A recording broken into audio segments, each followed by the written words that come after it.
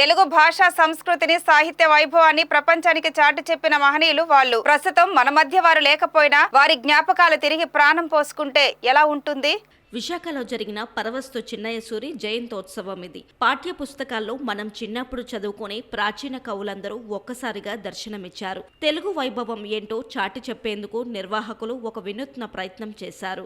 బట్టుమూర్తి, గురజాడ అప్పారావు, బోయి భీమన్న, గుర్రం జాషువా, గిడుగు రామూర్తి పంతులు, కరుణాశ్రీ వంటి కవులు తెలుగు తల్లితో సహా కలిసి దర్శనమిచ్చారు. తెలుగు కవుల పేర్లే తెలియని నేటి తరానికి మేము ఇలా ఉండేవారమని చాటి చెబుతూ ఏయు తెలుగు శాఖ విద్యార్థులు, భాషాభిమానులు వారి వేషధారణలో దర్శనమివ్వడం కార్యక్రమానికే ప్రత్యేక ఆకర్షణగా నిలిచింది. నా పేరు గిడుగు రామూర్తి పంతులు వేషధారణలో ఉన్నానండి. నా పేరు యమంది ఈశ్వరరావు. గిడుగు రామూర్తి పంతులు గారు వ్యావహారిక భాషని మన తెలుగువారికి అందించారు. వారిని చిరస్మరించుకోవడానికి, వారిని గుర్తు తెచ్చుకోవడానికని ఈ వేషధారణలో మీ ముందుకు మేము వచ్చామండి. ధన్యవాదాలు. నేను మహాకవి కరుణశ్రీ వేషధారణలో ఉన్నానండి. నా పేరు రాజా గణేష్. ఆయన పుష్పవిలాపం అనే ప్రాముఖ్యమైన కవితల ద్వారా ఆయన ప్రాచుర్యం పొందారు. ఈ సందర్భంగా నేను ఆయన గుర్తు చేస్తూ ఈ వేషధారణ చేశానండి. నా పేరు ఎంవివి సత్యనారాయణ అండి. నేను గురజాడ అప్పారావు గారి వేషధారణలో ఉన్నాను. ఆయన మన తెలుగు ఈజీగా అర్థమయ్యే విధంగా ఆయన రాసిన నాటికలో కన్యాశుల్కం ప్రధానమైంది. ఆయనతో ఎంతో పేరు ప్రఖ్యాతులు ఆయనకు వచ్చినాయి. ఆయన 30వ సంవత్సరంలోనే కన్యాశుల్కాన్ని రచించి ఎంతో గొప్పగా ప్రాచుర్యం పొందింది. ఆ కన్యాశుల్కం తర్వాత కన్నడ, హిందీ అన్ని పలు భాషల్లో అనువదించబడింది.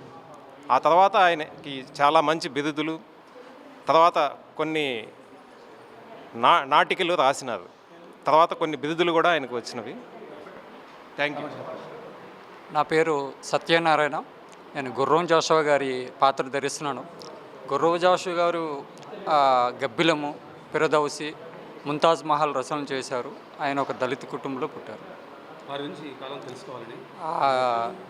1895 పుట్టి 1971లో ఆయన చనిపోవడం జరిగింది.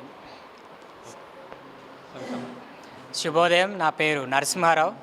నేను ఆంధ్ర విశ్వవిద్యాలయం నుంచి రంగస్థల విభాగం నుంచి నటనలో తర్ఫీదు పొందుతున్న ఒక విద్యార్థిని. నేను ఈరోజు వేసినటువంటి పాత్ర అలంకరణ పేరు భట్టుమూర్తి గారు. ఈయన 16వ శతాబ్దానికి చెందినటువంటి అత్యంత ప్రాచీన కవుల్లో ఒకరు. ఈయనని రామరాజభూషణుడు అని కూడా అనేవారు. శ్రీకృష్ణదేవరాయల దగ్గర ఉన్నటువంటి అష్టదిగ్గజాల్లో ఒక పేరు ప్రఖ్యాతులు కాంచినటువంటి ఒక కవి ఈయన భట్టుమూర్తి గారు.